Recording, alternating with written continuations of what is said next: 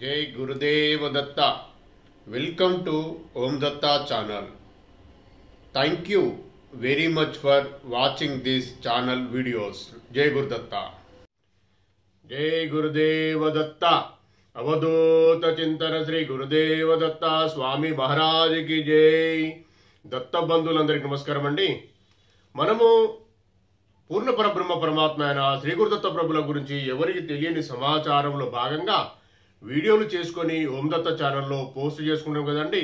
అందులో నా అనుభవంలోకి వచ్చిన విషయాలు కూడా మనము మాట్లాడుకొని ఓం దత్త ఛానల్లో పోస్ట్ చేసుకుంటాం కదండి. అందులో భాగంగా ఈరోజు వీడియో అయితే దీంట్లో మనము శ్రీ గురుదత్త ప్రభుల గురించి తెలుసుకోవాల్సిన విషయం ఏంటంటే, శ్రీ గురుదత్త ప్రభులు పూర్ణ పరబ్రహ్మ పూర్ణ పరమాత్మ, నిరాకార తత్వము, జ్యోతి స్వరూపం మాత్రమే. కాబట్టే శ్రీ గురుదత్త క్షేత్రాల్లో నిర్గుణ బాధకులకు అభిషేకం జరుగుతుంది. అది గుర్తుపెట్టుకొని కంపేర్ చేసుకోండి. అయితే మనము శ్రీ గురుదత్త ప్రభుల గురించి, ఆత్మజ్ఞానం గురించి, పరమాత్మ గురించి తెలుసుకునే విషయంలో భాగంగా ముందు మాట్లాడుకుందామండి.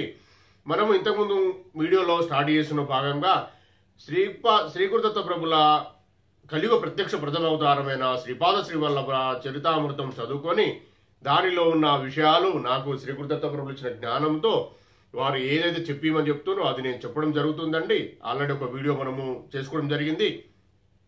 అది ఫస్ట్ వీడియో కాబట్టి బ్రహ్మీ ముహూర్తంలో పోస్ట్ చేయడం జరిగిందండి. దత్తార్పణం. జయ గురుదేవ దత్త. ఆయన దత్తప్రభు ఆశీర్వాదంతో మాత్రమే అది జరగడం జరిగింది. ఈ వీడియో రెండో వీడియో మనము చేసుకుందాము ఈరోజు. దీంట్లో ఉన్న విషయాలు కూడా నేను నాకు శ్రీ గురుదత్త ప్రభులు ఇచ్చిన జ్ఞానంతో ఎంత చెప్పియాలో అంత చెప్పిస్తారండి. అది మాట్లాడుకుందాం.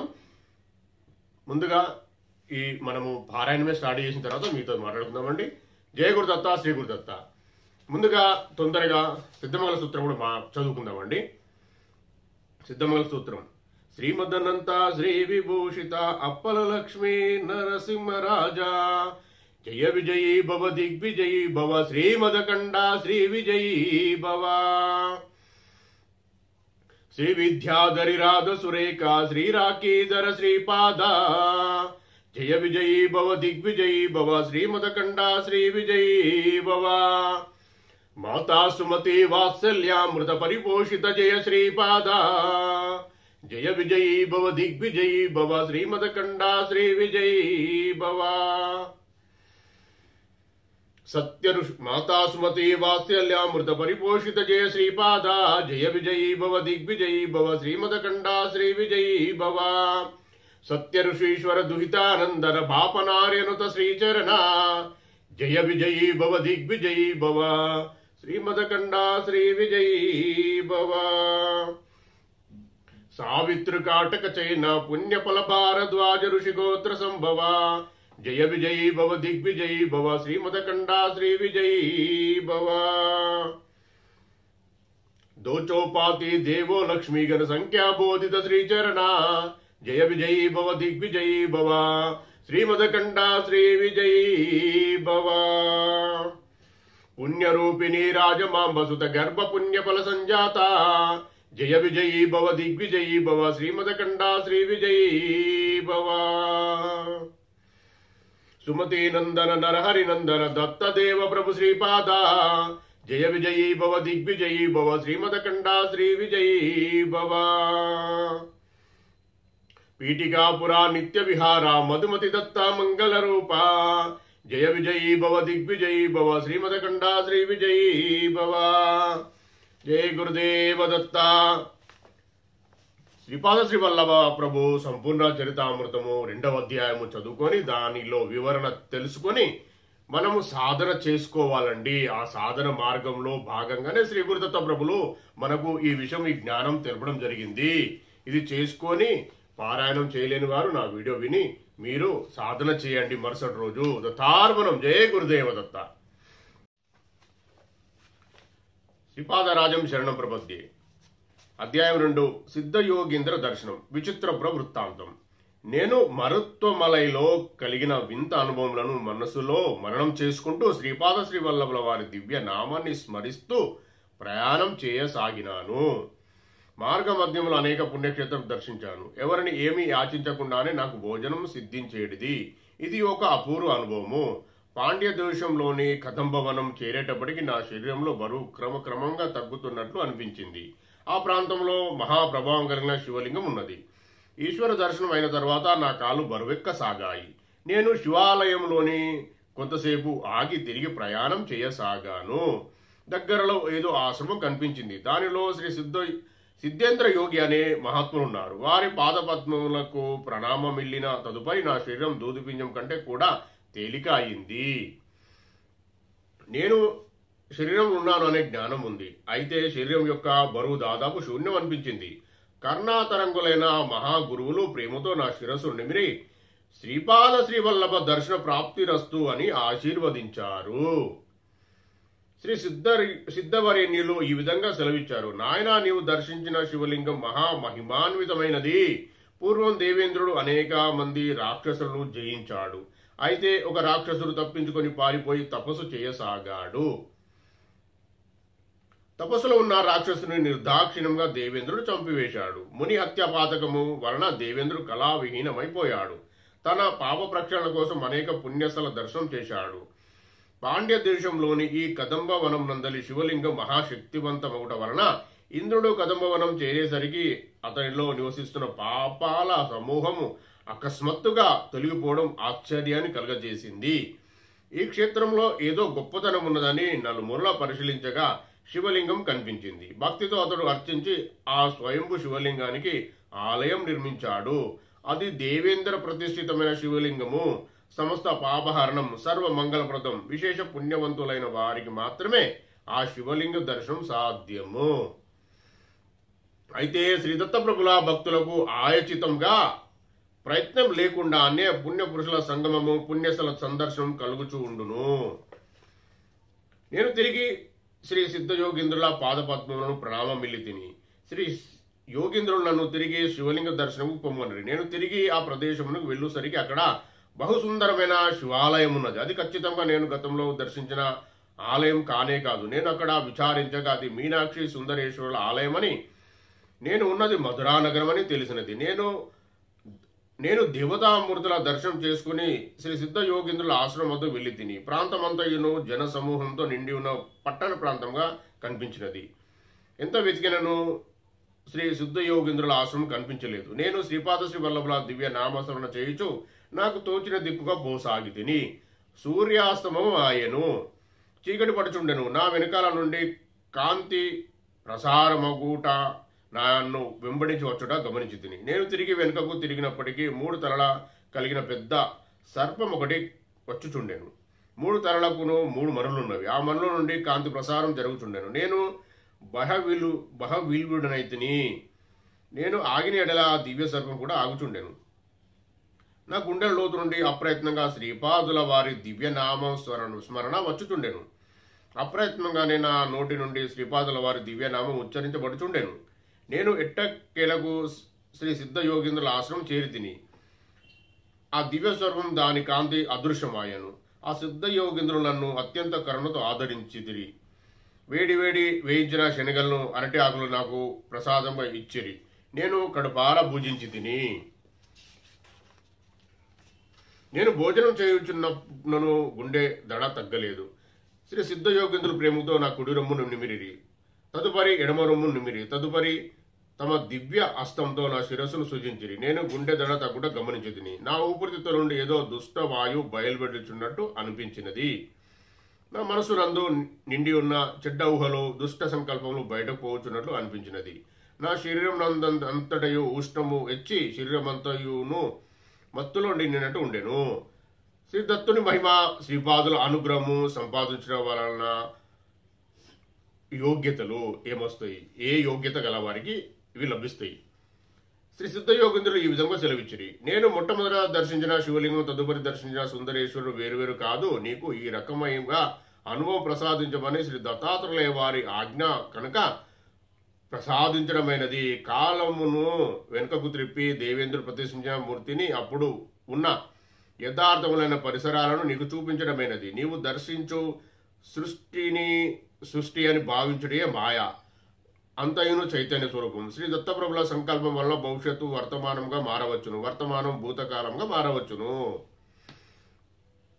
భూతకాలము వర్తమానంగా రూపుదిద్దుకొనవచ్చును. శ్రీ దత్తప్రభులు చైతన్యము నిత్యవర్తనము. గతంలో జరిగినది, ప్రస్తుతం జరుగుచున్నది, భవిష్యత్తులో జరగబోవున్నది అంతైన వారి సంకల్పమును అనుసరించుచుండును.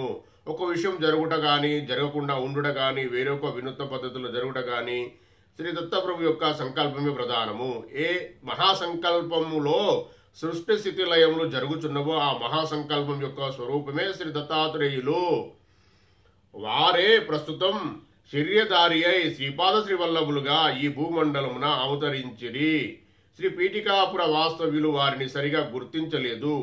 గురుతత్వమును గ్రహించడంలో వారు విఫలులైరి. కురువాపురం నందలి మత్స్యకారుల లాంటి అల్పజ్ఞులు బ్రహ్మజ్ఞానం పొందిరి. వారి కరుణను పొందుటకు మనలోని అహంకారం నశింపవలను.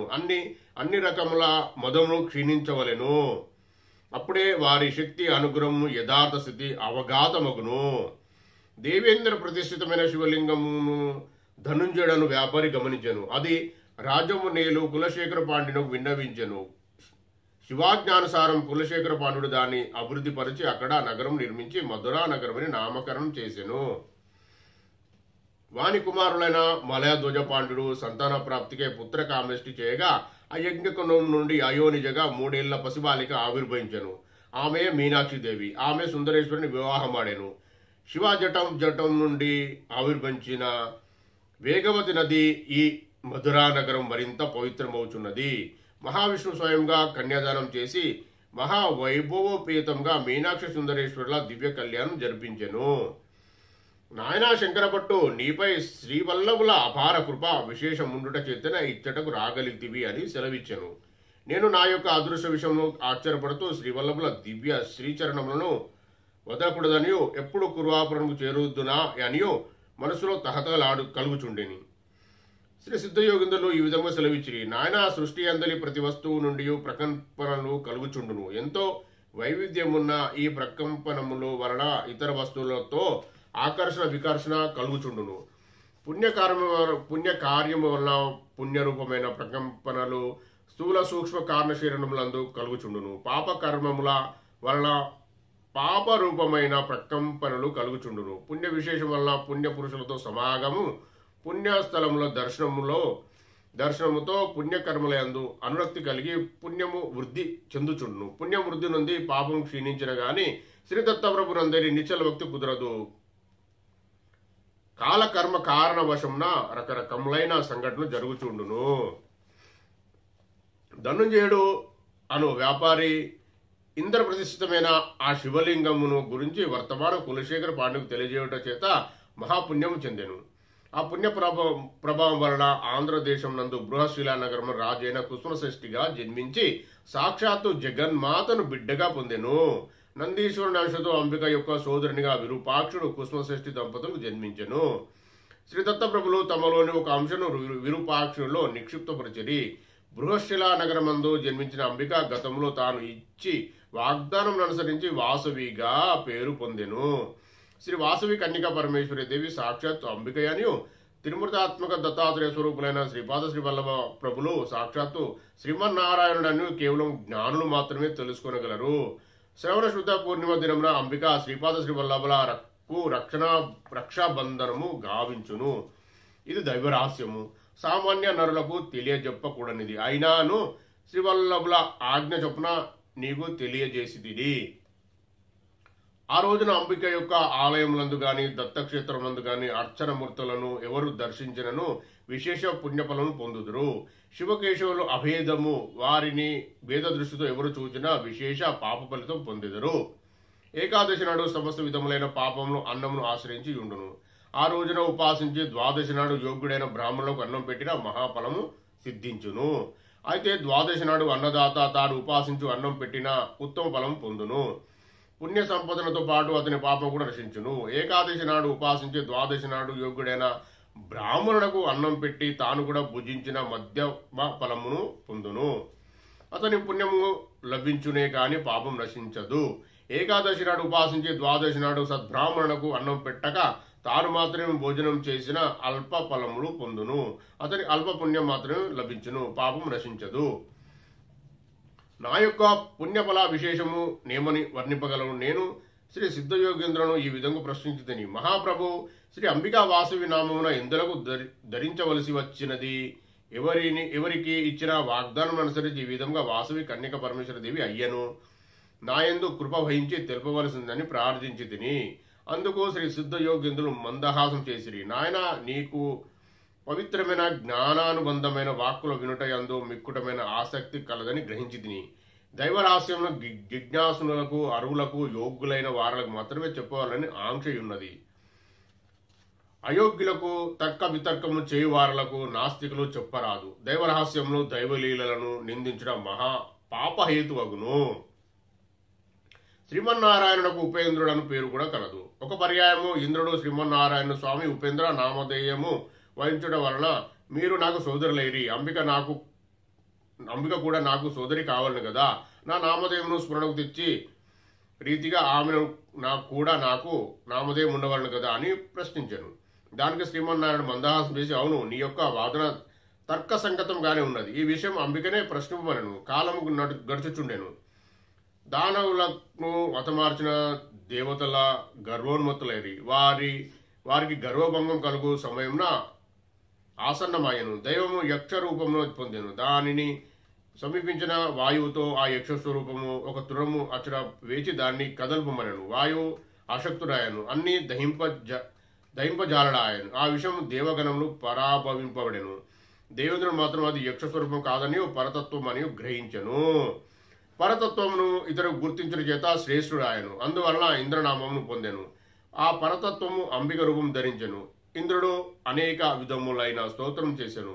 అందులకు సంతసించిన అంబిక కలికాలమున బృహశిలా నగరం నందు అవతారం ధరించదనని వాసవి నామమున స్ఫురణకు తెచ్చు రీతి వాసవి నామమున వివరించబడదనని వరమిచ్చెను. వరప్రభావంచే ఆమె వాసవి కన్యక పరమేశ్వరిగా అవతారించెను. నాయన, ప్రతి చిన్న ఘటనకు కాలకర్మ కారణమును జరుగుచుండును.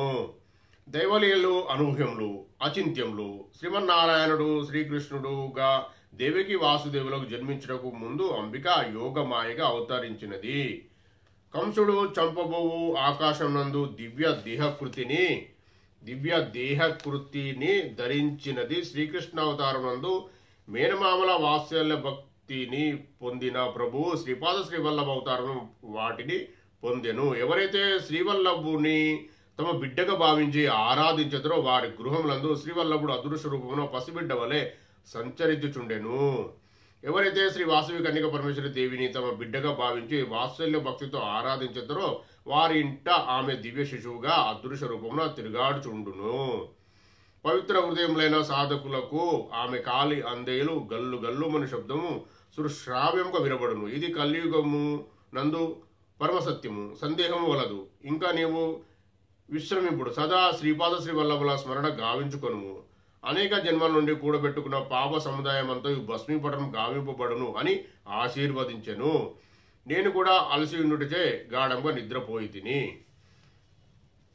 ఉదయం మేల్కొనగానే సంభ్రమాశ్చర్యము లోనైతిని. నేను ఒక ఎత్తైన గుట్ట మీద రావి చెట్టు మూలంలో ఉంటిని. చుట్టుపక్కల జనసంచారం లేదు. రాత్రి యందు నేను శ్రీ సిద్ధయోగేంద్రుల ఆశ్రమంలో ఉన్నదంతయును భ్రమ మాత్రమేనా అని మనసున సందేహం పొడగొట్టెను. శ్రీ సిద్ధయోగేంద్రులు మాయావ్య, దక్షుడా, మాంత్రికుడా అని అనుమానం కలగసాగాను. శ్రీ సిద్ధయోగేంద్రులు దత్తప్రభు గురించి చెప్పిన వాక్కులు నా కర్ణపుటములందు మారుమ్రోగసాగారు. నన్ను ఇటువంటి సంకట పరిస్థితుల్లో ఉంచినందుకు శ్రీపాద శ్రీ వల్లభుల ఏమి ప్రయోజనం అని కూడా తలంచి తిని. మనసులో రకరకముల సంకల్ప వికల్పము కలుగుచుండెను. నా మూటా ముళ్ళే సర్దుకొని తిరుగు ప్రయాణము సాగించి తిని. ఉదయం నుండి మధ్యాహ్నం వరకు ప్రయాణం సాగినది. అచరా చిన్న చిన్న ఇండ్లు గల పల్లెను చూచి తిని. నాకు ఆకలి బాధ ఎక్కువ అవసాగాను. నేను బ్రాహ్మణుడను. బ్రాహ్మణుల ఇంట తప్ప వేరొక చోట భుజించజాలను. సంభారములు ఎవరైనా సమకూర్చిన ఎడలా స్వయం పాకం చేసుకుని భుజించేదను. పల్లె ప్రజలు ఎవరును బ్రాహ్మణులు కారు. వారి పల్లెలో బ్రాహ్మణులు ఎవరు ఉన్నారేమో అని సందేహం కలిగి ఆ ప్రజలను ప్రశ్నించితిని. వారిలో ఒక పెద్ద, అయ్యా, మేము కొండ జాతి ప్రజలము. నేను ఈ గూడమునకు పెద్దను. మా పల్లెలో బ్రాహ్మణులు ఎవరు లేరు. మీకు అభ్యంతరం లేని ఎడల మా నుండి పండ్లు పుట్టతేనే స్వీకరించవలసినదని చెప్పాను. మార్గ మధ్య శూద్ర వదాచార్యత అని ఉన్నది కనుక మార్గ మధ్యమున ఎవరేమి పెట్టినను తప్పు కాదని తలచితిని. వారు కొండ కొనలో లభ్యమగు పండ్లు పుట్టతేనె తెచ్చి నా ఎదుర పెట్టిరి. నేను తినబోనంతలో ఎక్కడ నుండి ఒక కాకి వచ్చి నా తలపై పొడవసాగాను. దాన్ని తోలిపోవుటకు నేను ప్రయత్నించి విఫలమైందని. ఇంతలో మరికొన్ని కాకులు వచ్చి నా శరీరం తమ ఇష్టం వచ్చిన చోట్ల పొడవసాగినవి. నేను భయవిహులుడనై పరిగెత్తసాగితిని. అవి నన్ను వెంబడించునే ఉండినవి.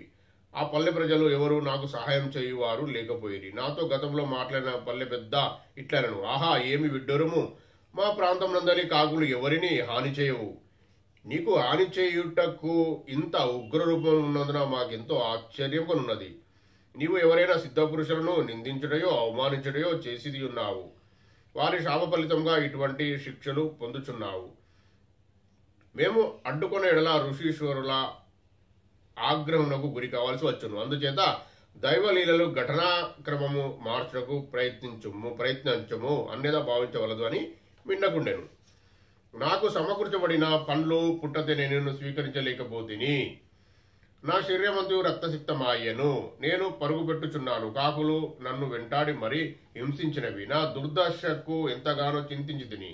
నేను శ్రీ సిద్ధయోగేంద్రులను శంకించినందులకు వారు నన్ను శపించిరా. శ్రీపాద శ్రీవల్లభుల దర్శన ప్రాప్తి కలుగునని వారు ఆశీర్వదించితిరి కదా. గత జన్మలో పాపములనియు క్షీణించిన గాని శ్రీదత్తప్రభు దర్శనం కాదు. నేను ఎన్ని పాప కర్మలను మూటగట్టును వచ్చిద్దునో కదా అని అన్నియును నశించవలన ఇటువంటి శిక్షలు ఎన్ని అనుభవించవలసి వచ్చునో కదా. ఆహా, శ్రీవల్లభుల దర్శన ప్రాప్తి కలుగునన్న ఆశీర్వాదంతో ఇన్ని సంకటములు ఉపద్రవములు ఇమిడి ఉన్నవా? ఆహా దైవమా, నన్నింకా ఎన్ని శిక్షలకు గురి చేయదలిచితువో కదా. నన్ను కాపాడువారెవరు? శ్రీపాద శ్రీవల్లభ శరణు శరణు అని తలచుచు నెమ్మదిగా అడుగులు వేసుకొనుచు ఒక మేడి చెట్టు మొదలు చేరుకొంటిని. శ్రీ దత్తప్రభులు నివాస స్థానమైన ఈ మేడి చెట్టు నన్ను రక్షించునని తలచితిని. కానీ శ్రీ దత్తలీల దానికి విరుద్ధంగా ఉన్నది. నా శరీరం నుండి ఇది వరకెన్నడూ లేని ఒకానొక వాసన బయలువెడుచుండెను. ఈ వాసన చేత ఆకర్షింపబడియే లేక విధి వైపరీత్యమో నాకు తెలియదు గాని పెద్ద పెద్ద విషస్వరూపములు ఒకదాని తర్వాత ఒకటి నా వద్దకు పరుగున వచ్చి నన్ను కరిచి వెళ్లిపోవుచుండెను. ఇది వరకు కాకుల వలన బాధలు పొందితిని. ఇప్పుడు విషసర్పములు కరచుట వలన శరీరం విషపూరితమగుచుండెను. నోటి నుండి నురగలు వచ్చుచుండెను. గుండె యందు బలము తగ్గుచుండెను. ఏ క్షణములోనైనను నేను మరణించుట ఖాయమని తలంచితిని. సాయంకాలమగుచుండెను. రజకులు కొందరు మార్గంను వెళ్ళుచుండిరి. ఆ బట్టలను ముతికి ఆరవేచి ఆరిన బట్టలు మూటగా కట్టి గాడిదల మీద పెట్టుకొని వెళ్ళుచుండిరి. వారు నా దురావస్థను గమనించి నేను బ్రాహ్మణులను గనక ముట్టుకునవచ్చునా లేక అని కొంతసేపు తటపడాయించిరి. ఆలస్యం చేసిన ఎడల ప్రాణమును ముప్పు వచ్చునని కనుక ప్రాణములను కాపాడుటే ముఖ్య కర్తవ్యం భావించి ఒక గార్ధభవం పైన నన్ను కూర్చునబెట్టుకొని వారి గ్రామం తీసుకొని పోయిరి. నాకు ఈ రోజంతా విషమ సంఘటన జరుగుచుండెను. నన్ను రజకులు చర్మకారులు నివసించే ప్రాంతము తీసుకుని పోయిరి. ఆ చర్మకారులలోని ఒకరిని విష సంబంధమైన వైద్యము తెలిసి ఉండెను. దుర్గంధభరితమైన ఆ ప్రాంగంలో నన్ను ఒక నులక మంచం పైన ఉంచిరి. చర్మకార వైద్యుడు కొన్ని అడవి మూలికలు రసము తీసి నా చేత తాగించాను. పాములు కరిచిన చోట్ల కొన్ని ఆకులను కట్టి రావి చెట్టు యొక్క లేత ఆకులను కోసాను. ఆకుల నిండా రసము ఫలము పాల వలె స్రవించుచుండెను. ఆకుల కాడలు 2 చెవులలో పెట్టాను. నేను విపరీతమైన బాధ కలగసాగాను. నేను లేచి పారిపోవడానికి ప్రయత్నించింది. 2 బలిష్ఠులు అయిన మనుష్యులు నన్ను పట్టుకొని ఉండిరి. నేను నిస్సహాయంగా ఉంటిని. ఆ వైద్యుడు తన సహాయకులతో నిట్లన్నారు, విషము రావి ఆకులోనికి చేరును. తర్వాత విషపూరితమైన ఈ ఆకులను దగ్ధం చేయవలను. విషము రావి ఆకులలోనికి ఎంత ఎక్కుచున్నా ఇతడు అంత గట్టిగా రోధించును. అతన్ని గట్టిగా పట్టుకొనుడు. కొంతసేపటికి విషం విరిగినది. నేను స్వాస్థుడనైనాను. ఆ రాత్రి అంతయును నేను చర్మకారు ఇంటిలోనే ఉంటిని. చర్మకారుడు రాత్రి సంకీర్తనం చేయుచుండెను.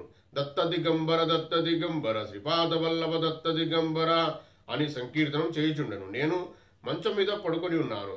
అత్యంత శ్రావ్యమైన ఈ నామము వినప్పుడు నా హృదయం ఉప్పొంగెను. ఆత్మ సంబంధము చేత ఈ చర్మకారుడు నాకు గురుబంధువుట అతని యందు ప్రేమ ఉప్పొంగసాగాను.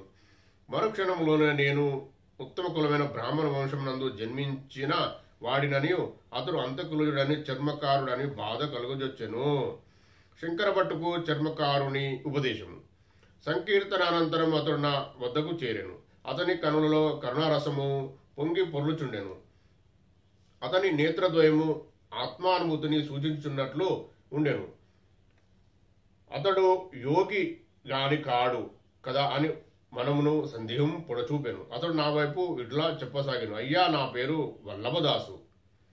నేను చర్మకారుడనే, అంత్యజుడనే, సందేహం లేదు. అయితే నేను మీకు కొన్ని సంగతులు చెప్పదలిచితిని. మీరు శ్రీపాద శ్రీవల్లభ దర్శనం వెళ్ళుచున్నారని నాకు తెలియను.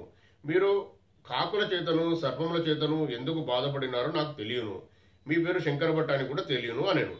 నేను దిగ్భ్రాంతికి లోనైతిని. బహుశా అతడు కొంత జ్యోతిష విద్యలో పరిశ్రమ చేసి పాండిత్యం సంపాదించుకొని కొంటివి అనుకుంటుని. వెంటనే వల్లభదాసు ఇట్లను, అయ్యా, నేను జ్యోతిష్కుడు కూడా కాదు. శ్రీ పీఠికాపురము పాండిత్య ప్రాకర్ష కలిగిన వారికి పుట్టినిల్లు. సాక్షాత్తు సాంగ వేదార్థ సామ్రాట్టు అని పేరు పొందిన పండిత మల్లాది బాపన్నావధానులు గారు నివసించిన పుణ్యభూమి.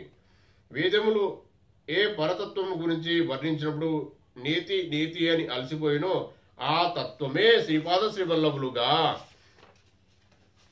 జన్మించిన పుణ్యభూమియే శ్రీ పీఠికాపురము.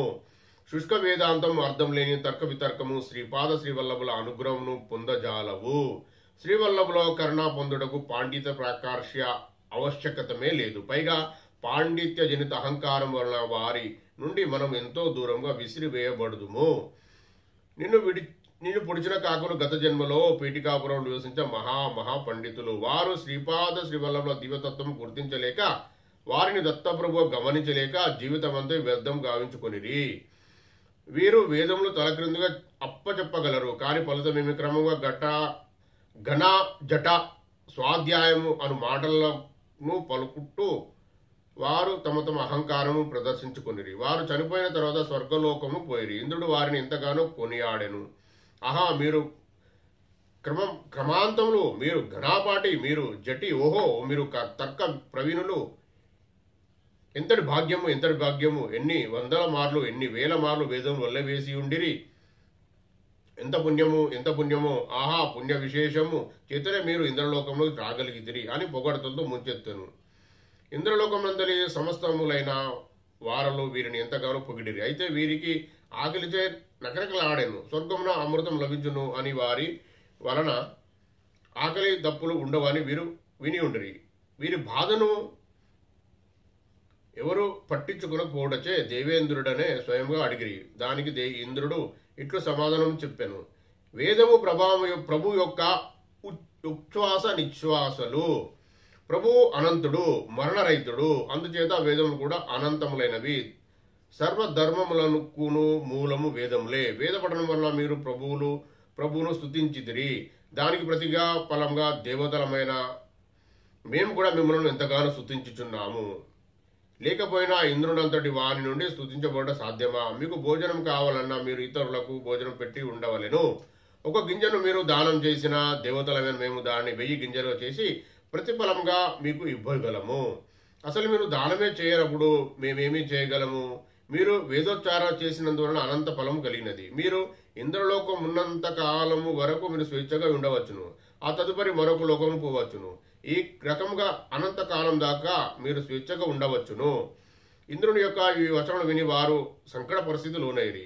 ఆకలి దప్పికతో నిరాహారంగా అనంతకాలం జీవించి ఉండుట దుర్భరమైన శిక్ష అని వారికి తోచినది. ఇంద్రుడు ఇట్లు పలికెను, మీరు పవిత్రమైన పాదగాయ క్షేత్రమునందు నివసించు పితృదేవతలకు పిండోదకం ఇచ్చినప్పుడు, అబ్దికములు పెట్టినప్పుడు శ్రద్ధారహితంగా చేసిరి. శ్రద్ధ కర్మలను ఎంత ధనం ఖర్చైనను, ఎంతటి రుచికరమైన ఆహార పదార్థములను భుజించుచుంటిమి అను ధ్యాసలో ఉండిరి. అంతేగాని శ్రద్ధ కర్మలు చేయనప్పుడు ఉండవలసిన శ్రద్ధాభోక్తులను లోపించినవి. దానితో వారికి ఉత్తమగతో ప్రాప్తించలేదు. మీ వారసులు కూడా ఇదే విధంగా చేయుచుండిరి. మా తల్లిదండ్రులు దీర్ఘకాలం జీవించిరి. ఆహా, ఎంత ఆహారం వృధాగా ఖర్చైనది. వారి వైద్య సదుపాయంలో ఎంత ధనము దుర్వ్యాయమైనది అని చింతించుచు సంతానమును కలిగి ఉండిరి. సాక్షాత్తు శ్రీమన్నారాయణుడు శ్రీపాద శ్రీవల్లభ రూపమున మీ మధ్యనే అవతరించి తరుణోపాయమును చూపుచుండగా దుర్భాషలాడిరి, వ్యర్థ తర్క వితర్కం చేసిరి. భగవానుని చెప్పబడిన అన్ని రకములైన శుభలక్షణము, సర్వాంతర్యామితత్వము, సర్వజ్ఞత్వము, సర్వశక్తిత్వం వంటి అవతార లక్షణములను స్పష్టంగా కనిపించుండగా శ్రీపాద శ్రీవల్లభులను దత్తావతారంగా గుర్తించలేని అందులైరి. శ్రీపాద శ్రీవల్లభులు పవిత్ర నామోచ్చరణ చేత పవిత్రమైన శరీరం గల వ్యక్తి యొక్క రక్తమును పానము చేసిన తదుపరి ఉత్తమ గతులు కలుగునట్లు అంతదనక పితృదేవత రూపమైన వాయస రూపంలో ఉండునట్లు నిర్ణయించబడినది. అయ్యా, ఆ కారణం చేత వారు కాకులుగా జన్మించి పూర్వ పుణ్యవశమున నీ శరీరమందలి రుధిరపానం చేసి సద్గతిని పొందిరి. నా ఎదురుగా ఉన్న వల్లభదాసు సామాన్య వ్యక్తి కాదని శ్రీపాద శ్రీవల్లభ కరుణ ఇతని మీద సంపూర్ణంగా కలదని గుర్తించి తిని శ్రీ వల్లభదాసు ఇట్లు పలికాను. అయ్యా, మీ శరీరం నుండి వచ్చు వాసన చేత ఆకర్షింపబడిన సర్పంలో నిన్ను కాటువేయట చేత సద్గతిని పొందినవి. అయ్యా వల్లభదాసు మహాశయ, సంఘటన ఎందులకు జరగవలసి వచ్చినది? ఈ రకంగా నా శరీరం కాకులకు, సర్పంలకు, ఇతరులకు, జీవజంతువులకు ఆహారంగా వినియోగపడినట్లయినా నాకు చాలా సంకటంగా ఉండును. ఎప్పుడు ఏ ప్రాణి నా మీద దాడి చేయను అని చాలా భయంగా ఉన్నది అని అంటిని. అందుకు ఆ వల్లభదాసు, అయ్యా, ఇదంతయు శ్రీవల్లభుల వారి వినోదభరితమైన లీల. నీవు అటువంటి భయము చెందవలసిన ఇక మీదట ఇటువంటి ఉపద్రవం జరగదు. నీ పితృదేవతల్లోని కొందరు శ్మశాన కాలిక సాధన చేయుచుండిరి. ఆ సాధన ఫలితంగా అయిష్టులైన వారిని ఎందరినో వారు తమ తమ మంత్ర ప్రభావం చేత చంపి ఉండిరి. చనిపోయిన వారిని సహజ మరణం కాని కారణం చేత ప్రాణములు ఇచ్చిన వానికే ప్రాణములు తీయు అధికారం కూడా ఉండును కనుక అటువంటి అధికారం భగవంతునికి తప్ప మరెవరికి లేనందున అసహజ మరణ కారణభూతుల కూడా వలన వారికి మహాపాపం కలిగినది. ఆ మహాపాపవశంన సర్ప జన్మం నెత్తినారు.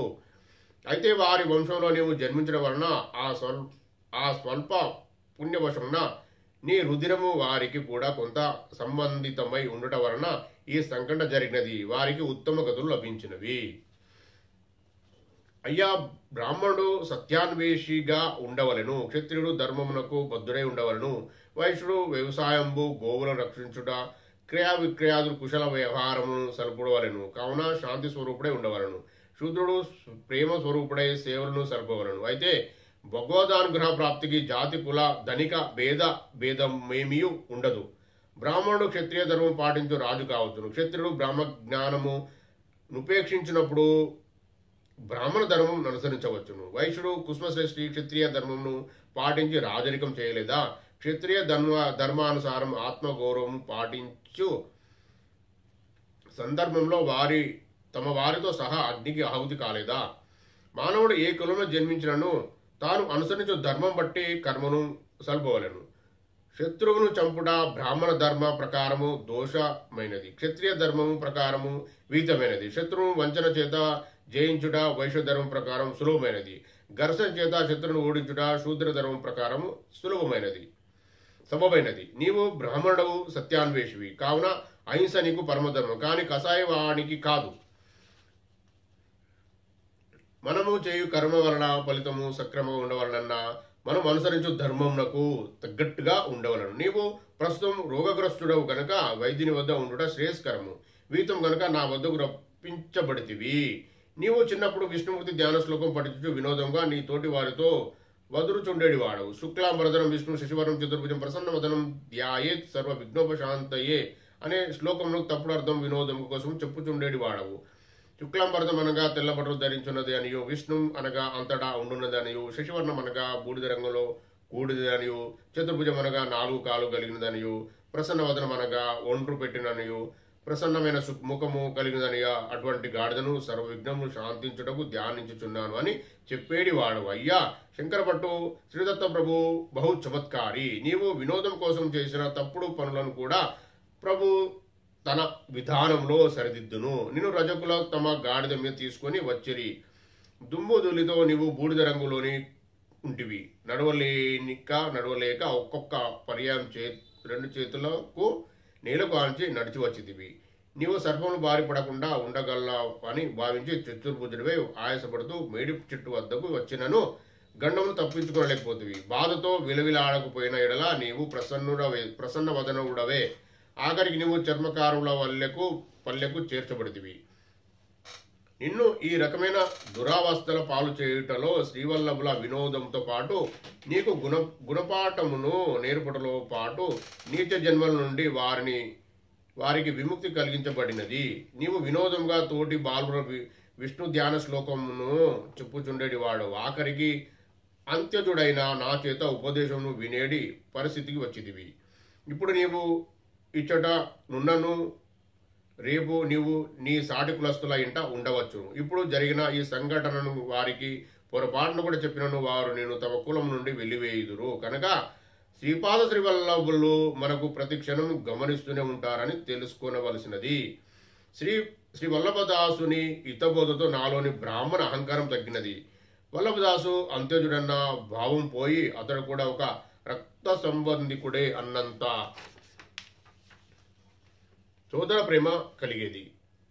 వల్లభదాసు ఆతిథ్యం స్వీకరించిన 3 రోజులు గడిచిన తదుపరి నేను ఊరి నుండి బయలుదేరి నేను చిదంబరం చేరడానికి ముందు విచిత్రపురం పట్టణంలో విచిత్ర పరిస్థితుల్లో ఇరుక్కొని బయటపడి శ్రీవల్లభులు అనుగ్రహ విశేషం ఏమని వర్ణించగలను. నేను విచిత్రపురం అను గ్రామము నుండి కాలినడకన పోతూ ఉండగా వినయ విధేయాలతో కూడిన రాజభటులు నన్ను సమీపించిరి. అయ్యా, మీరు వైష్ణవులా శైవులా అని ప్రశ్నించిరి. శివకేశవుల భేదమును పాటించను స్మార్తులమని చెప్పి తిని.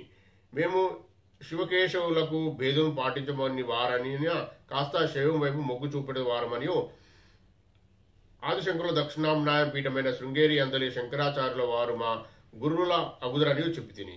మీరు దయ ఉంచి మా రాజుగారి వద్ద రావాల్సిందని కోరిడి. నేను వారిని అనుసరించి రాజధర్మ దర్శనము పోయి తిని. వారి దారి మధ్యలో సంభాషణ వశమున నాకు కొన్ని విచిత్ర విషయములు తెలిసినవి. ఆ రోజు బ్రాహ్మణులు ఎవరైనా కనిపించిన వారిని తమ వద్దకు రమ్మని ఆహ్వానించును. అంతకు ఇంత అయితే ఇంతకు ఎంత అనే ప్రశ్నను అడుగును. దానికి సంతృప్తికరంగా ఎవరునూ సమాధానం చెప్పువారు లేకపోయిరి. కొన్ని సంవత్సరాలకు పూర్వం రాజునకు పుత్ర సంతానం కలగవలని యజ్ఞం చేసిరి. అదృష్టవశమున అతనికి పుత్ర సంతానం కలిగినది. అయితే ఆనాటి నుండి బ్రాహ్మణులు విచిత్ర కష్టాలు ఎదురైనవి. రాజునకు జన్మించిన సంతానము దురదృష్టవశమున మూగవాడయ్యను. బ్రాహ్మణులు లోపభూయిష్టమైన యజ్ఞం చేయడం వలన తన కుమారుడు మూగవాడయ్యనని రాజు అభిప్రాయపడెను. శైవులైన బ్రాహ్మణులను నున్నగా గుండును కొరిగించి వైష్ణవ నామమును ముఖమున పెట్టించి గాడిదపై పెట్టి ఊరేగించెను. వైష్ణవులైన బ్రాహ్మణులను నున్నగా గుండు కొరిగించి విభూతి రేకులు ముఖమున పెట్టించి గాడిదపై ఊరేగించెను. ఈ పరిస్థితి శైవులకు వైష్ణవులు కూడా సంకటప్రాయమయ్యను. రాజు ఉన్నట్లుండి వింతగా ప్రవర్తించసాగాను. బ్రాహ్మణులను పిలిచి తోటకూర దానం చేయసాగాను. సాగుభూములు అధిక విస్తీర్ణంలో తోటకూర పండించున్నట్టు ఆజ్ఞాపించెను. సుంకముల సగభాగం తోటకూర రూపంలో వసూలు చేయబడుచుండెను. బండ్ల కొలది తోటకూర కోటలో జమ చేయబడుచుండెను.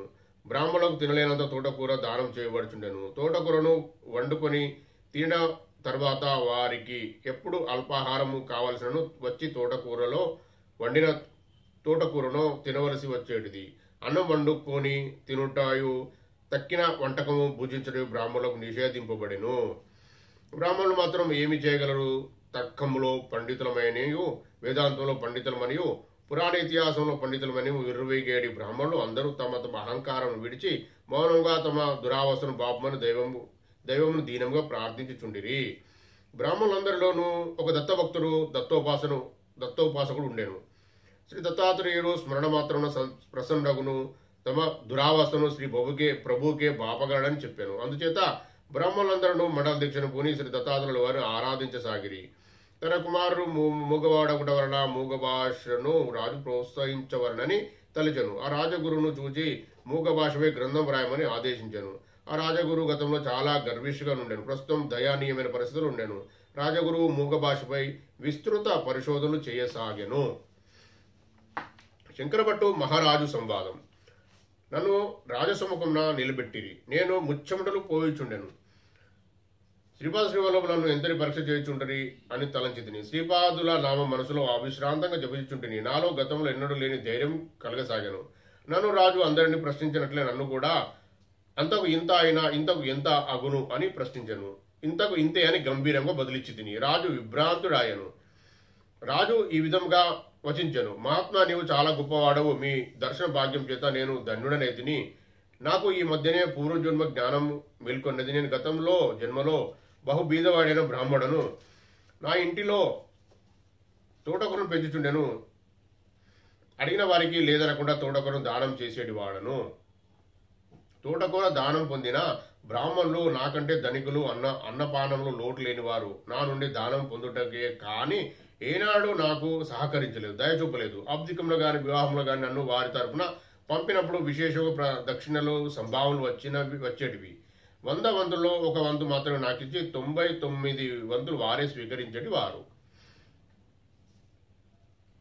శ్రమ నాది, ఫలితం వారిది అన్నట్లుగా ఉండేది. పైగా నా ఇంటి నుండి తోటకూరను ఉచితంగా పొందేటివారు. నేను కటిక దారిద్ర్యంని అనుభవిస్తూ తోటకూరను మాత్రం యథావిధిగా దానం చేస్తూనే ఉండేవాడను.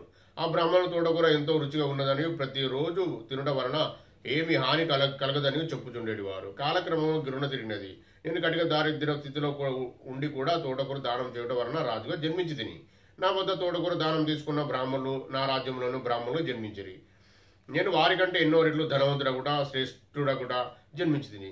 తోటకూర దానం చేయడం వలన రాజైతిని కదా, మరి ఇప్పుడు అన్నిటికంటే ఎన్నో బండ్ల కొలది తోటకూర దానం చేస్తున్నాను కదా, ఆ దానం ప్రతిఫలంగా నేను పొందబోవు మహోన్నత స్థితి ఏమిటి అని ఈ వింత ప్రశ్నను చేసి తిని. మీరు మాత్రమే దానికి సరైన సమాధానం చెప్పిదిరి అని ముగించాను.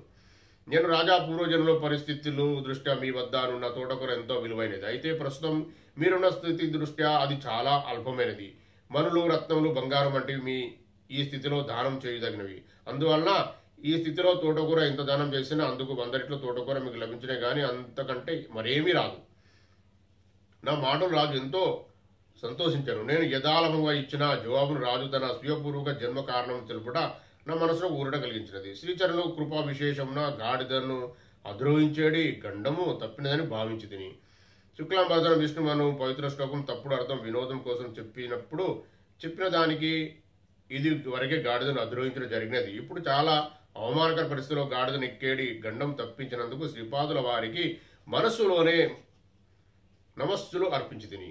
ఇంకా 2వ పరీక్ష ప్రారంభమాయను. రాజునకు అత్యంత ప్రియమైన మూగ భాషలో పరీక్ష మొదలాయను. రాజగురువులకు నన్ను పరీక్షించుట మొదలెడిగిరి.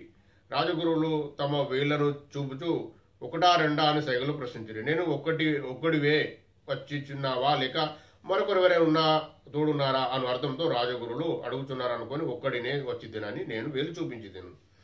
సైగలో ఉత్తరం ఇచ్చాను. తదుపరి వారు 3 వేలు చూపిరి. 3 సంఖ్య నా దత్తాత్రేయుల వారిని స్ఫురింపజేసినది. మీరు దత్తభక్తులని ప్రశ్నించుతారని అనుకుంటుంది. భక్తి అనున్నది గుప్తంగా ఉండవలసినదని భావించి పిడికిలి బిగించి చూపి ఇది రహస్యమైన విషయమని, అది హృదయాంతరం నందు విషయమని తెలియజేసినది. దానికి రాజగురు తీయటి తినుబండారంను బ్రతిమాలు దొరిలో సైగలతో ఇవ్వబోయి నేను అది వలదని వారించుతూ నా వద్ద ఉన్న అటుకుల మూటను చూపి అందుండి కొన్ని అటుకులను తీసి వారికి ఇచ్చి తిని. నాకు తీయటి తినుబండారం కంటే అటుకులు ఎంతో ఇష్టం ఎక్కువమనియో మీరు కూడా వీటి రుచిని తెలుసుకున్నారనియో నా భావము. అప్పుడు రాజగురులు ఉదాత్త స్వరంతో రాజా ఇతడు గొప్ప పండితుడు, వేదాంగములు అపోషణ పట్టిన మహాపండితుడని తెలుచున్నది. ఇతడు మూగ భాషలు కూడా మహాపండితుడని శ్లాఘించాను. నాకంతయును అయోమయంగా ఉన్నది. రాజగురువు ఇట్లు పలికాను. రాజా, శివకేశవులను వారు ఇద్దరున్నారు కదా, వారిద్దరూ ఒకటేనా వేరా అని ప్రశ్నించి నేను వేలు చూపుడు వారిద్దరు ఒకటేనని తెలియజేశాను. బ్రహ్మ, విష్ణు, మహేశ్వరులు 3 ఉన్నారు కదా అని నేను 3 వేలు చూపించింది. అందులో అతడు మన ముష్టి బిగించి ఒకే చేతికి 5 వేలు ఉన్నాను, అవి సమిష్టిగా లేవా అని ఎదురు ప్రశ్నించాను. నన్ను తమ శిష్యునిగా స్వీకరించవలసినదని మధుర పదార్థములను ఇవ్వబోతుని.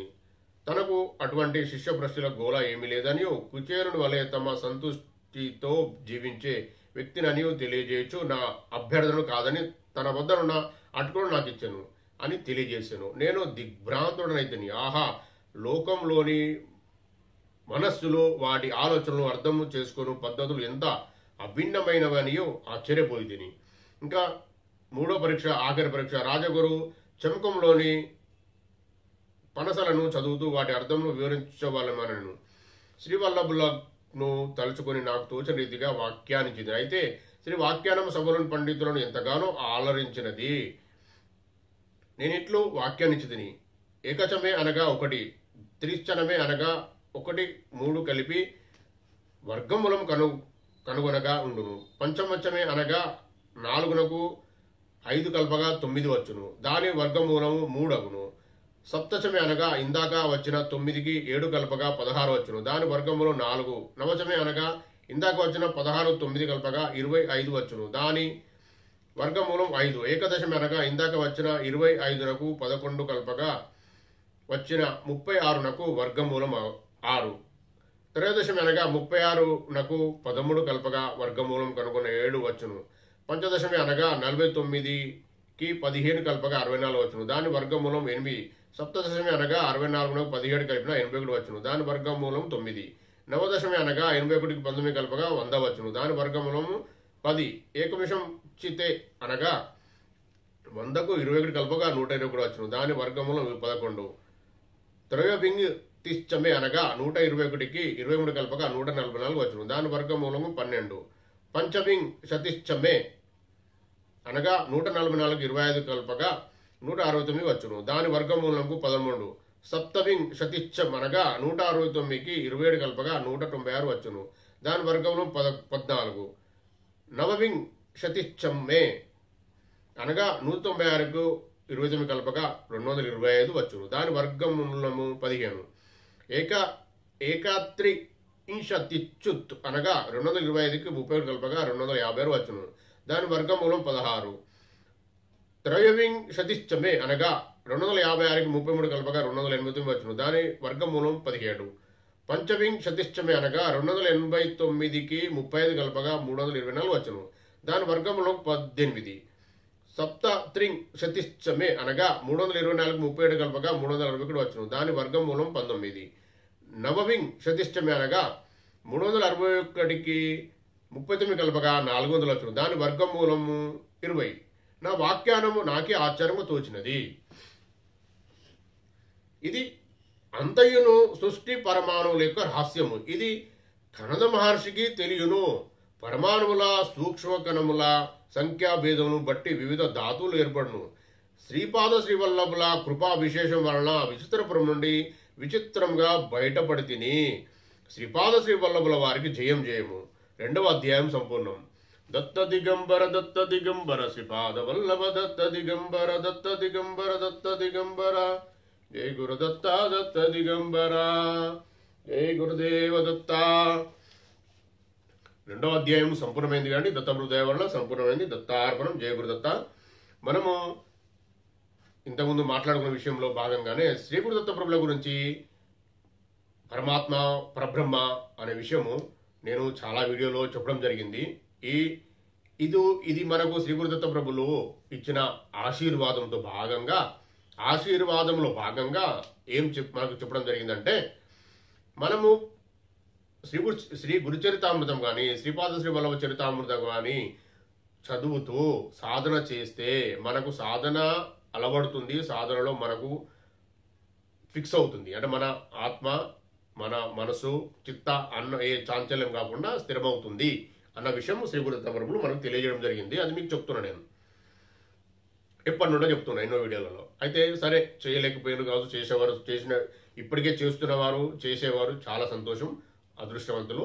మీరు కూడా అదృష్టవంతులు కావాలి అనే శ్రవణం పఠనం 2 ఫలితం సమానం. కాబట్టి శ్రీ గురుదత్త ప్రభులను నేను ప్రాధేయపడుతూ వారిని అడిగినందుకే శ్రీ గురుదత్త ప్రభుల ఆశీర్వాదంతో మనకు శ్రీపాద శ్రీ వల్లభ సంపూర్ణ చరితామృతం చదివే పర్మిషన్ ఇస్తూ దాని వివరణ కొంతలో కొంత వివరణ ఇస్తూ మీరు కూడా విని, ఎవరైతే ఈరోజు విన్నారనుకుందాం, ఈరోజు విన్నరు, రేపు మార్నింగ్ పొద్దున 3:55 నిమిషాలకు అలారం పెట్టుకొని 4 నుంచి 4:50 మధ్యలో సాధన చేయండి. 10 నిమిషాలు పెంచుకుంటూ పోండి. అలా రోజు 10 నిమిషాలు చేస్తూ ఉంటే మీకు ఇందులో ఉన్న విషయాలు అర్థమవుతాయి, గ్రంథంలో ఉన్నది పరమాత్మ తత్వం అర్థమవుతుంది, మన జన్మ రహస్యం అర్థమవుతుంది. కాబట్టే శ్రీ గురుదత్త ప్రభులు మన మీద దయతో మనకు పర్మిషన్ ఇచ్చి ఇవి చెప్పడం జరిగింది. మీరు దీన్ని ఉపయోగించుకోండి. ఎందుకంటే శ్రీ గురుదత్త ప్రభుల ప్రాజ్ఞ, వారి ఆజ్ఞలే, వారి ప్రభావమే విజృంభిస్తుంది లోకంలో. కాబట్టి మనకు జరుగుతుంది ఇప్పుడు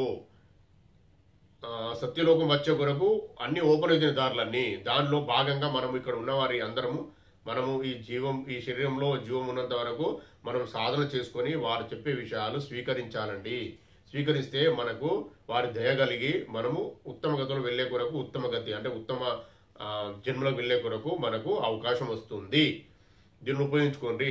దాంట్లో ఇప్పుడు మనం చదివిన 2వ అధ్యాయంలో పరమాత్ముడి తత్వం ఏంటిది, పరమాత్ముడు ఎలా మనల్ని ఉద్ధరిస్తాడో, ఆ శంకర భట్టు గారనే ఆ బ్రాహ్మణోత్తముడు గ్రంథం రాసిన వారిని ఎలా ఎలా ఉద్ధరిస్తాడో అన్న విషయం మనకు అర్థమవుతుంది.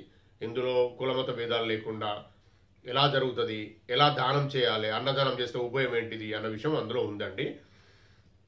మీరు మరొకసారి వినండి, మీకు అర్థమవుతుంది. అలాగే వారికి జరిగిన కష్టాలను ఎలా ఎలా ఎలా జరిగింది, ఎవరు ఎవరు ఎవరు సాల్వ్ చేయడం జరిగింది, ఏ కులం అనేది లేకుండా వారు పోయి శ్రీ గురుదత్త ప్రభుల అవతారమైన శ్రీపాద శ్రీ వల్లభ ప్రభులు వారిని ఎలా ఉద్ధరించి వారిని తీసుకొచ్చారో, వారు రాజ్యసభకు వెళ్ళి రాజు ముందు నిలబడి అంత పండితులు కాకపోయినా ఎలాంటి విషయాలు మాట్లాడడం జరిగిందో అదంతా శ్రీపాద శ్రీ వల్లభుల ఆశీర్వాదంతోనే జరిగింది. అంత పెద్ద ఆశీర్వాదం ఉంటుంది. కాబట్టే మీరు కూడా నేను చెప్పేది వింటూ మీరు ఈ పారాయణం వింటూ మరుసటి రోజు మార్నింగ్ సాధన చేయండి. మీకు అర్థమవుతుంది. ఈ విషయం అర్థం కాని వారు 1-2 సార్లు వినండి, ఎలా అర్థమవుతుందో చూడండి. శ్రీ గురుదత్త ప్రభుల అనుగ్రహం మనపై ఎలా వచ్చిందో చూడండి. మీపై నాపై అనుగ్రహం ఉంది కాబట్టే నేను చాలా ప్రాధాన్యపడుతున్నా. ఎప్పటి నుండో అడిగితే శ్రీ గురుదత్త ప్రభులు ఆజ్ఞ ఇవ్వడం జరిగింది. కాబట్టి మనం ఆల్రెడీ ఒక వీడియో పోస్ట్ చేసుకున్నాం. అది గురువారం రోజు మార్నింగ్ బ్రహ్మ ముహూర్తంలో ఆ వీడియో పోస్ట్ చేసుకునే అదృష్టం శ్రీ గురుదత్త ప్రభులు మనకు కలిగించారండి. బ్రహ్మ ముహూర్తంలో నా ధ్యానం అంతా అయిపోయిన తర్వాత నేను పోస్ట్ చేసిన దాన్ని గుర్తుపెట్టుకోండి. ఇదంతా మన ఇష్టం కాదండి, శ్రీ గురుదత్త ప్రభుల ఆజ్ఞతోనే ఇవన్నీ జరుగుతున్నవి. దానిని ఉపయోగించుకోండి. వారి ప్రభావం, వారి లైటే, వారి ప్రాజ్ఞ, వారి సిస్టమ్, వారి ఆలోచనలే మొత్తం స్ప్రెడ్ అయి ఉన్నాయి. వాటిని మనం గ్రహించండి. గ్రహించకుండా గ్రహించేలాగా చేస్తాడు. మనం నిజమైన ప్రేమతో వారిని ఆర్దించితే, అంటే వారి మీద ప్రేమ చూపెట్టి వారి పాదుకలు పట్టుకుంటే దత్తా దత్తా దత్తా అని మనసా వాచ కర్మన మీరు వేడుకుంటే మీకు కూడా అన్నీ ఓపెన్ అవుతాయండి. అన్ని దారిలో ఓపెన్ అయితే ఆత్మజ్ఞానం అర్థమవుతుంది.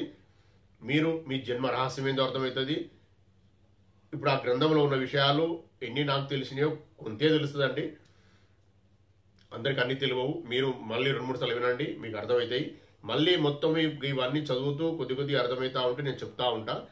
ఆ అర్థమైన విషయాలు ఇంకొన్ని ఉంటాయండి అందులో ఉన్నవి. ఇప్పుడు చెప్పాలని మళ్ళీ అరగంట అవుతుందండి, మళ్ళీ 30 minutes వీడియో అవుతుంది అది. అందుకే నేను అది మళ్ళీ వచ్చినప్పుడు మళ్ళీ ఈ పారాయణంలో 52 గ్రంథాలు ఉంటాయి అండి అధ్యాయాలు. అవి కంప్లీట్ అయినాక ఒక్కొక్క అధ్యాయంలో ఏం అర్థమైంది మళ్ళీ నేను పర్సనల్గా చదువుకొని మళ్ళీ మీకు నేను ఎక్స్ప్లెయిన్ చేసే ప్రయత్నం చేస్తాను దత్తప్రభు దయవలన. అది ఆయన ఆశీర్వాదం ఇస్తేనే. మన మధ్యలో మాట్లాడుకుప్పుడు అంత అది ఉందండి, పెద్దగా అధ్యాయం ఉంది, మన మధ్యలో వచ్చినాయి అవి. మళ్ళీ దాన్ని ఆపి మనం మాట్లాడే పర్మిషన్ శ్రీ గురు దత్తప్రభులు ఇవ్వలేదండి. ఇంకా మనం తర్వాతనే మాట్లాడాలి. తర్వాత మాట్లాడాలంత విషయం గుర్తుండదు. ఇప్పుడు వల్లభదాసు వారు చెప్పింది, వల్లభదాసు ఎవరు, వారింటికి వీళ్ళు ఎందుకు వెళ్ళాల్సి వచ్చింది, బ్రాహ్మణ్యము, స్వర్గానికి పోయి ఎలాంటి కష్టాలు పడ్డారు, ఆ పరావిద్య ఎవరు, ఇవన్నీ విషయాలు చెప్పాలంటే అరగంట దాటిపోతుంది. మనము మళ్ళీ తర్వాత మాట్లాడుకుందాం. ఫస్ట్ అయితే మీరు ఇది వినండి, వింటూ సాధన చేయండి. సాధన చేస్తే మీకు అర్థమవుతుంది. ఇందులో ఉన్న నాకు అర్థమైన విషయాలు కూడా నాకన్నా ఎక్కువ కూడా మీకు అర్థం కావచ్చు. దత్తార్పణం. జయ గురుదేవదత్త. ఎవరి అదృష్టం ఎలా ఉంటుందో మనం చెప్పలేమండి.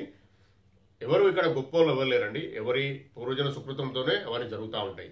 మీరు దాన్ని తీసుకొని మీరు ఆ గ్రంథాన్ని 1-2 సార్లు చదివి మీరు సాధన చేసుకొని మరుసటి రోజు మార్నింగ్ పొద్దున ఈరోజు విన్నారనుకుందాం ఎగ్జాంపుల్, మళ్ళీ తెల్లారి మార్నింగ్ 4 o'clock 4 to 4:30 or 4:50 మధ్యలో మీరు ధ్యానం చేసుకొని మరొకసారి అదే వీడియో వినండి. అది ఎలా అర్థమవుతుందో, ఫస్ట్ ఎలా అర్థమైందో, తర్వాత ఎలా అర్థమైందో మీకు అర్థమవుతుంది. అలా చేస్తూ వెళ్తా ఉంటే శ్రీ గురుదత్త ప్రభుల ప్రాజ్ఞ వారిదే నడుస్తుంది. ఇప్పుడు దాన్ని ఉపయోగించుకోండి. వారు ఇచ్చే కొరకు రెడీ ఉన్నారు, మనం తీసుకోవాలండి. మనం చేతులు చాపంది, మన ప్లేట్ ముందు పెట్టండి, మన ప్లేట్ క్లీన్ చేసుకొని, మన ప్లేట్ అంటారా, మన చేతులు అంటారా, మనం చాపంది, మనం ఆ చేతులలో ఆ పాపకర్మలన్నీ దహించి వేసుకొని అప్పుడే మనము అడిగితే మన ప్లేట్ క్లీన్ అవుతుంది. అప్పుడే ఇస్తారు. ఆ ప్లేట్ అనేది ఆత్మ అనే ప్లేట్. అది కావాలని సాధన చేయాలండి. సద్గ్రంథ పారాయణం చేస్తూ సాధన చేయాలని చెప్పిన. సద్గ్రంథాలు సరే మీరు చదువుతున్నారు అంటే దత్తార్పణ దత్తప్రభుదేవుల సంతోషం. ఇప్పుడు నన్నే చదివేందుకు శ్రీ గురు దత్తప్రభులు మనకు ఆశీర్వాదం ఇచ్చి మనకు పర్మిషన్ ఇచ్చి నేను చదువుతున్నా, మీరు వినండి, మార్నింగ్ సాధన చేయండి. సాధన మాత్రం ఎవరేం చేయలేరండి. నేను చదివి వినిపించగలుగుతా మీకు, మీరు వినండి. మీకు అర్థమయ్యేది డైరెక్ట్ చదివి వినిపించడం కాదు, చదువుతున్న డైరెక్ట్ లైవ్లోనే మీరు వినండి, మీకు అర్థమయ్యేది మీరు స్వీకరించండి.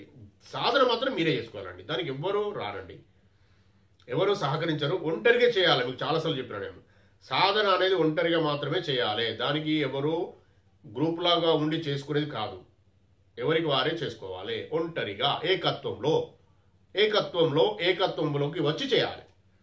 పరమాత్మ ఒక్కడే అనే విషయం గుర్తుపెట్టుకొని నువ్వే ఒక్కనే కూర్చొని చేయాలి. ఇది నాకు తెలిసే సత్యం అండి, దాన్ని గుర్తుపెట్టుకోండి. ఆ శంకర భట్టు గారు వెళ్తా ఉంటే ఏమేమి జరుగుతాయి, ఇంకా మనకు చాలా పెద్ద పెద్ద గోప్యమైన విషయాలు వస్తాయి. మనము శ్రీ గురుదత్తుల ఆశీర్వాదంతోనే ఇవన్నీ జరుగుతున్నాయండి. మనము దానిని ఉపయోగించుకొని బాగుపడదామండి, ఆత్మజ్ఞానం పెంచుకుందాం. శ్రీ గురుదత్త ఈ జన్మ రహస్యం తెలుసుకొని ఈ జన్మను ఉద్ధరించుకుందాం. మనం ఇంతమంది వీడియోలు ఈ పారాయణం చేసుకునే పర్మిషన్ ఇచ్చినందుకు శ్రీ గురుదత్త ప్రభులు కోటి కోటి కృతజ్ఞతలు, కోటి కోటి సాష్టాంగ దండ ప్రమాణాలండి. మీరు ప్రశాంతంగా వీక్షించి మీరు ముందుకెళ్ళండి, సాధన చేయండి, వింటూ సాధన చేయండి. దత్తార్పణం దత్తార్పణం దత్తార్పణం. దత్త దిగంబర శ్రీపాద వల్లభ దత్త దిగంబర జయ గురు దత్త దిగంబర నృసింహ సరస్వతి దత్త దిగంబర జయ గురు దత్త దిగంబర. అవధూత చింతన శ్రీ గురుదేవ దత్త స్వామి మహారాజ్ की जय. శ్రీపాదరాజం శరణం ప్రపద్యే దత్తార్పణం. ఈ వీడియో కనుక మీకు నచ్చినట్లయితే లైక్ చేయండి, సబ్స్క్రైబ్ చేయండి, షేర్ చేయండి, దత్త బంధువులందరికీ చేరేలా చూడండి. దత్తార్పణం.